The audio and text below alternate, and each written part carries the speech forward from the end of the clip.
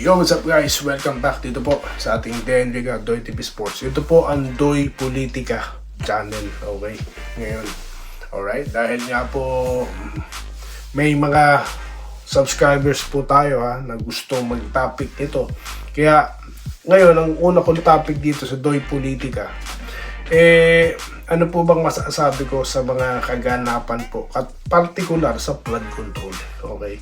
Ano po ba ang sa tingin ko, ang maging dapat nating reaction? Okay, mabilis ang topic lang po ito guys, wala nang intro. Okay, well, flood control, saan po ba paano sumikat yung flood control na yan?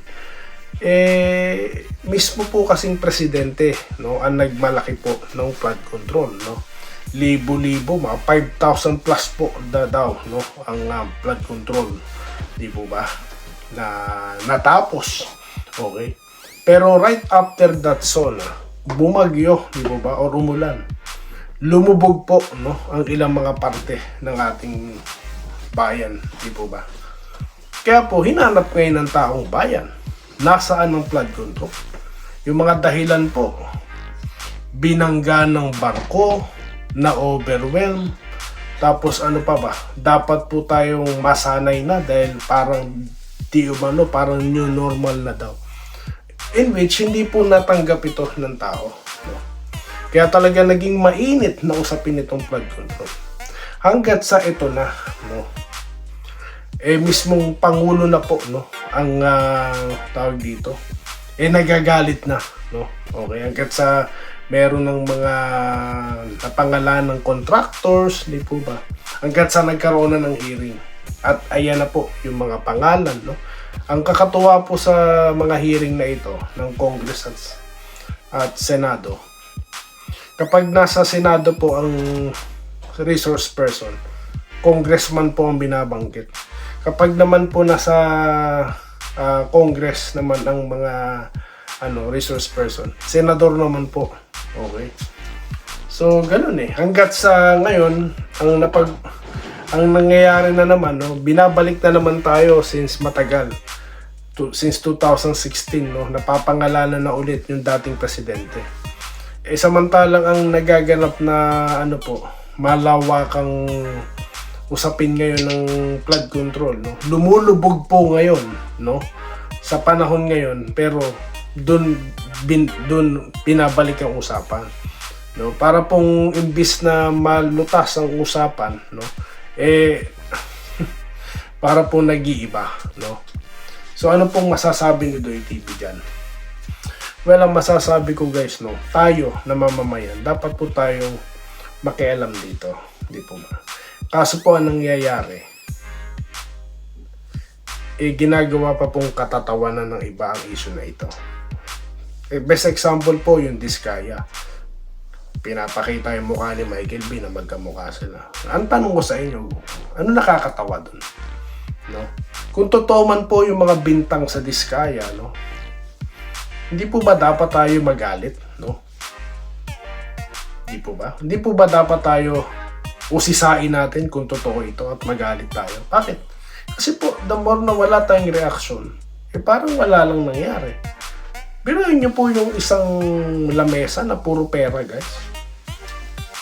Habang ang marami nating kababayan nagsuswimming sa baha, sila nagsuswimming sa dami ng pera, tapos ginagawa lang nating katatawanan. Di po ba? Tignan nyo po yung nangyayari ngayon sa Indonesia. Hindi po pumapayag ang mga mamamayan doon na lokohin sila. Pinupuntahan nila yung bahay ng mga politiko doon. Diba? Tignan nyo po yung ginagawa nila. Sa Nepal, diba? May mga ganun na rin, halos ganun na rin pong pangyayari. Kasi nga po, yung mga mamamayan nila, hindi po pumapayag na lokohin sila. Sa atin guys, ano pong napansin ko? Puros lang po tayo keyboards Puros lang kinakantsawan yung mga tinatawag na nepo babies, Tapos tila ginagawang katatawanan. Tila wala pong seryoso. Kaya ano po nangyayari?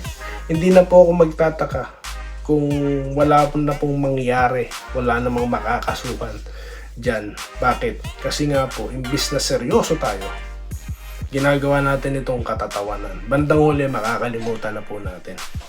So, yan po. Diyan ako nalulungkot, no? Diyan po ako nalulungkot. At sana nga po makibahagi po tayo dyan, no? Magsalita rin po tayo kasi tayo naman po yung may karapatan magsalita, no? Garantiya po yan ng konstitusyon.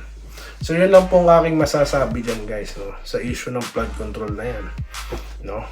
Kasi nga po, alam nyo, sa tingin ko po ba, malulutas yan sa dalawang hearing na yan? Hindi. Kasi, ano po maganda po talaga dyan, bukod sa makikialam tayong lahat, ano po, magkaroon po sana yan ng talagang independent na, no, na tututok. Para hindi po mangilag yung mga resource person dahil kung ano-ano po naririnig natin dyan, no? Okay. So, yun lang po masasabi ko, no? Maging seryoso po sana tayo sa pagharap ng issue na yan. Okay? Para po, at yun, matagal ko na sinasabi dito, guys, pag nagpo-politika topic tayo, na dapat po talaga i-exert po natin, no? Hanapin po talaga natin yung trabaho ng ating gobyerno. Hindi naman po masama yun, no? Matutulungan pa nga po natin sila, di po ba? So yun lamang po ang aking topic sa ngayon, no? Sa ating Doy Politika channel, ano po. Ako'y nalulungkot dahil nga po ako dyan sa mga usapin na yan. Okay? So yun lamang po, guys, at muli magkikita po tayo sa mga susunod na pong topic dito lamang sa Doy Politika channel. Muli, maraming salamat sa inyong panonood.